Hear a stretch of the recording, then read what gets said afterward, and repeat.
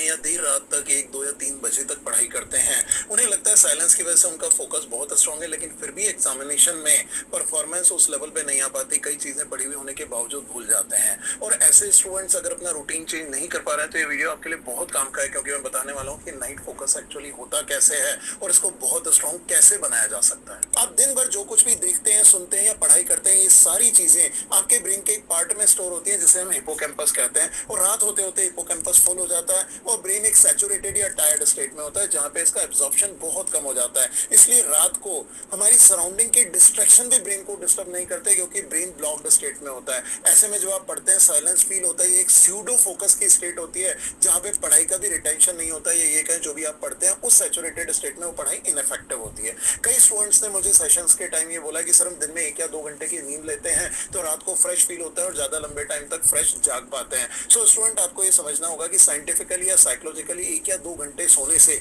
Hippocampus का सिर्फ 20 या 25% पार्ट ही हमारी परमानेंट मेमोरी कॉर्टेक्स में जा पाता है, और जो कि रात होते होते वापस से जब आप जगे हुए तो हिप्पोकैम्पस फुल हो जाता है और दिन की 1 या 2 घंटे की स्लीप काम नहीं करती। मैं यहाँ पे आपको एक तरीका बता रहा हूँ जिससे आप अपने नाइट फोकस को कई गुना बढ़ा सकते हैं, और ये एक्सपेरिमेंटली प्रूवन मेथड है। The method is multiple power naps and reduction of hippocampus memory.